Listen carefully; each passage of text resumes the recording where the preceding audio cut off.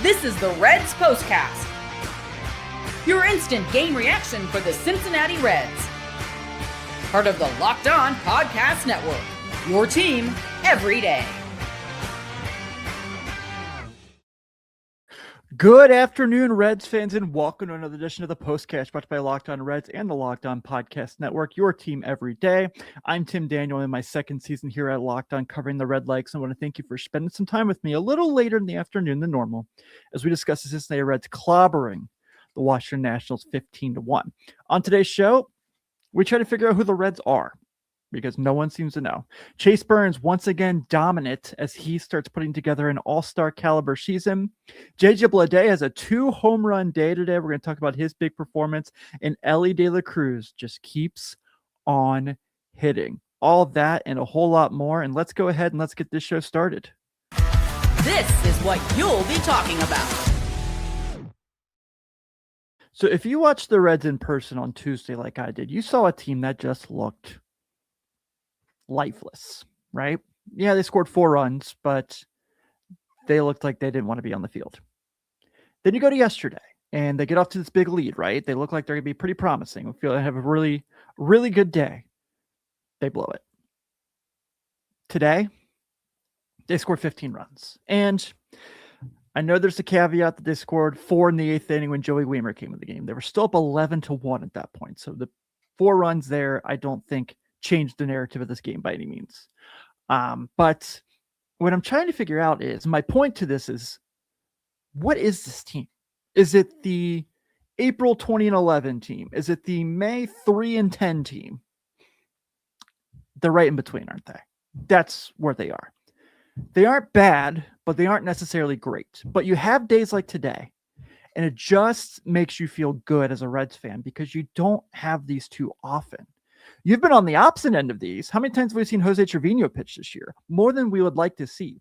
So to have a day like today where the Reds just go out there and they take care of business, they put all the negativity aside, and they go out there and they crush it, it just gives you a little bit of sigh of relief. It means that, for me, the bourbon's just going to taste a little later tonight when my daughter goes to bed and I'm enjoying the day. It just means that as they hit the road and they go 4 hours to Northeast Ohio tomorrow, they're going to feel that much better about themselves. It just means that they have a day where they know what they're capable of. And part of that is obviously how well they hit today. Part of that is the fact that they have a darn ace that was on the hill today.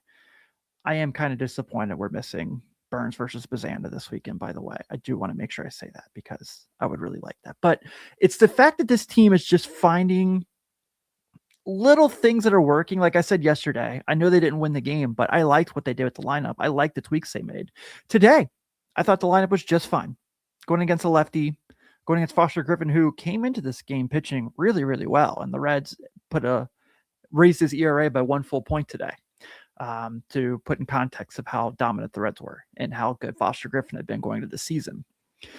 But you know, I know the 3 errors stick out, but one of those is a catcher interference. One of those is Chase Burns misses a flipped ball to him. So be it. So be it. You're going to have days where your fielding's not the best, and the Reds have been really good fielding wise all season. So to see them go out there today and dominate when you don't see a whole lot of days where they dominate, is really, really awesome. And especially when, you have the X factor on the mound for the day. It's time to reveal who made the biggest under-the-radar impact with today's X Factor. Chase Burns was the X factor today. And yes, Bleday is going to get player of the game if you can't already tell. Spoiler alert, which we will still do the whole segment thing because it's fun for me. And I'm just going to have a good time today. Chase Burns goes out there today. And I was cracking up when they were talking about when John Sadak and Jim Day were talking about it during the broadcast today about how Chase Burns felt bad for his outing against the Astros because he didn't get enough strikeouts. He only had 2 strikeouts. Well, today he follows it up with 7. And for what it's worth, I loved how he pitched on Saturday. I love that he was like, I'm just going to trust my defense and I'm going to dare you to make contact. And today he didn't necessarily do that. I mean, he had two hits and 2 walks, but he just has this moxie to him, right? He just has this, like, when you're looking at the probable pitchers for the week and you see his name pop up, you just feel comfortable that day that he's going to give you a day that you're going to be excited about. It's just this thing with him where I just feel like when it's his turn, I feel like we're going to win. And it's not always going to happen. It's not always, it's baseball. Baseball's a weird sport. We all know this. But I feel like when Chase Burns takes the hill, the Reds have an extremely good chance of winning that day. And I think that's all you can ask for from a guy of his caliber. Like at this point now, he's 5-1 with a 187 ERA. I don't really care about pitcher wins and losses, and I don't care about ERAs, but for the most part. But it's hard to deny how dominant he's been when he has numbers like that. And his walk rate is super, it needs work. I'm not going to say it's super low, but I think it's impressive as well. His whip is 1. 1. In 53 innings, he has 55 strikeouts on the year. I don't know what more you can ask from this kid. I think he's just such a special talent. In 9 games this year, we've seen him he's had one bad start. He's got 42 innings already on the season. He's got 53 innings already in the season. And, his walk rates are down. He's got a 55 to 18 strikeout to walk advantage. In his last 7 starts, a 39 to 14. Chase Burns is the guy. He's the ace of this team. When Hunter Green comes back, he's still the ace. And that's not a knock on Hunter Green. That's just that this is the dude. And I'm so happy the Reds have him and he's on our team. Let's talk about the bullpen real quick before we go to break. Sam Maul comes in and pitches the 7th, and I thought was decent. Solid. Luis May. Look, I know he gave up a run. I'm not super upset with Luis May's performance. I think Luis May has earned the right to stay with the big league club until they get fully healthy. I don't think it's a situation where we're going to send him down and bring another guy up. And maybe when they do get fully healthy in the bullpen, maybe he still has a spot on this team for middle innings. We'll see. But I've been happy with how his stuff has looked. He has obviously given up runs in his last 2 appearances, both in this series, but I think he's fine. And then Connor Phillips, the good news is he didn't walk anybody. So just went out there and pitched a clean inning. They were obviously up big. I'm sure Washington was just ready to get out of Cincinnati after they just demolished us for 2 days. And then we saw what the Reds did today. But you take it, you enjoy it. Like I said, we don't have too many days like this for the Reds. And now we're going to talk some offense with this team because today the offense was humming. Let's talk about that more right after this. But first, this episode is brought to you by our friends over at FanDuel. The NBA playoffs are here, and every possession matters. Go Cavs! If you're looking to get even closer to the action, FanDuel has a great offer to get you started. Right now, new customers can bet $5 and get $150 in bonus bets if your first bet wins. That's right, turn $5 into $150 in bonus bets just for getting started. I like using FanDuel during the playoffs because everything I need is right there in one place. It's a really easy app to navigate, and it makes playoff basketball even more engaging from start to finish. Head to FanDuel.com to get started. FanDuel, play your game. This episode is also brought to you by Rocket Money. If you've ever opened your bank account and thought, where did all my money go? You're not alone. Keeping track of subscriptions, spending, and bills can get overwhelming fast. That's where Rocket Money comes in, helping you take control of your finances all in one place. It tracks all your subscriptions in one spot and can help cancel the ones you don't need with just a few taps. It automatically categorizes your spending so you can actually see where your money is going, and you can set budgets, get alerts, and stay on top of upcoming bills. It just makes everything feel more organized and gives you a clearer picture of your finances day to day. Rocket Money is a personal finance app that helps find and cancel unwanted subscriptions, monitors your spending, and helps lower your bills so you can grow your savings. Let Rocket Money help you reach your financial goals faster. Join at rocketmoney.com/lockedon. That's rocketmoney.com/lockedon.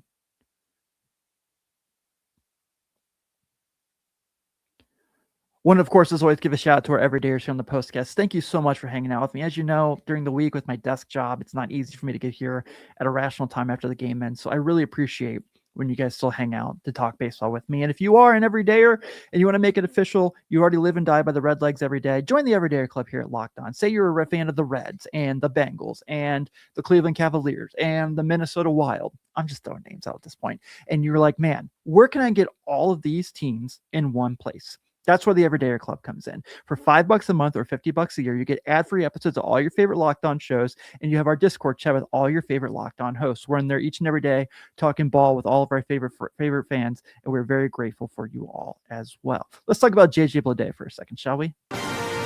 This is the Locked On Player of the Game. So, JJ Bleday has become extremely important to the Cincinnati Reds? Did I think that was a sentence I would say when the Reds signed him in the offseason? No. Did I think he'd be putting up the numbers he's putting up? No, especially after he didn't make the team until spring training. But what he's been doing for this team has been incredible. So we're almost getting to the point where small sample size isn't a thing anymore with him, right? I mean, he's only got 53 at-bats, but right now he's got a 321 batting average, a 1.2 OPS, 6 home runs, 18 runs batted in, and you can just see he feels comfortable here. So today he goes out there, he has 2 homers and 6 RBI, and he's hitting, what, 5th today? So he's kind of hitting in the Geno spot right now while they're, working to get him back, which it sounds like today from the broadcast, there was some positivity to come out of those reports. But you're seeing him just feel comfortable here. And I loved hearing him talk with Jim Day after the game today when he said, like, last year I didn't feel like my swing was where it needed to be. He's like, this year I just feel more comfortable. He's like, I just feel more comfortable with my swing. I feel like it's where I want it to be. And I'm really glad I'm playing for this team. I'm sure he really enjoys playing in this ballpark. Granted, last year he did play for Sacramento and was playing in a AAA ballpark. But I'm sure playing at GABP doesn't hurt that as well. And, Johnny says here, how did he not make the opening day roster? I don't know. Will Benson did, and Will Benson's starting to hit the ball better. I'm not going to sit here and say like it's a sham Will Benson made the opening day roster, but it's nice that they have both these guys. Now, I listened to Steve today talk about the shakeup of the lineup, and I mentioned yesterday I liked what they did. I liked how they moved guys around. I thought that was a really smart move by Terry Francona and staff. But Steve said something I agree with today on the Locked On Reds podcast today, where he said, if you're going to have Will Benson and JJ Bleday in the lineup together, JJ Bleday should be leading off. And I can see the argument against it, but I think I agree. I think that right now, as this team's just trying to get runs, and look, I know I'm saying that on a day they scored 15. I want Bleday hitting leadoff, especially against righties, and I want Elly hitting second. Because I feel like Elly coming up and then like the situation he's in. And I'm going to finish the show talking about Elly here in a moment before I get to the rest, after I talk about the rest of the offense. But I feel like Bleday, De La Cruz, Sal Stewart, when Geno gets back, Spencer Steer, I really, really like that setup there. And I think like from there, it can get pretty decent. Let's talk about the rest of the offense real quick before I talk about Elly's historic run. Dane Myers is a 3-run homer. I know the caveat of what it was, but that was nice to see considering we haven't seen a whole lot of pop from the leadoff position this year. Will Benson gets a pinch hit. That was really cool. Sal Stewart didn't have his best day, but does still draw a walk. Spencer Steer has 2 hits today, 3 runs scored. Spencer Steer has been awesome this year. I'm so happy with what we've seen from him. I see the comments there. Yes, Key Brian Hayes today, 2 hits, 2 runs batted in, and a run scored. I know what I've been saying. I know what the channel's been saying of late about him. We're just reacting to what's going on, but don't let it fool you. The 3 of us want him to be good. We're not saying we want him to fail. We just want him to see him be better. And then Jose Trevino, the bottom of the lineup today was great. And then Matt McLain. So Matt McLain of late has been hitting the ball really well. And I talked about this. I posted this on X shortly after the game. Let me get these exact numbers. So Matt McLain in his last 7 days is hitting 292, 393, 500, 1 home run, 6 runs batted in, 4 walks, 3 runs scored. I think the move of getting Matt McLain out of the 2 spot to get him just kind of, maybe it took some pressure off him. I don't know. I'm not an athlete. I can't speak for him, but I feel like it's definitely done him good. And I think he probably feels like there's a little pressure off of him. And today, he doesn't strike out today. 664 OPS is not going to get anyone excited, but where it's going on this up, it's like trajectory is things that are going to get people excited. And for him, I think there's a big part of the fan base, myself included, that just feels like there's still that 2023 Matt McLain in him. And we're seeing it of late. So I'm hoping that's the case. I can't quit the guy. That homer today, 104 miles off the bat. 104 miles per hour off the bat, 26-degree launch angle. Like that'll play. And I really hope that we're starting to see him get going again. And I want to end the show real quick by talking about Elly De La Cruz, because if you have a Red show and you don't talk about Elly De La Cruz, you're doing it wrong. So Elly De La Cruz today, again, 2 hits.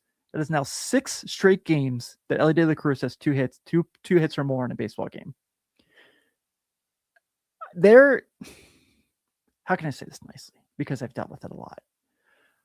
I spent all of last year defending Elly De La Cruz, and I thought it was so silly while I was doing it.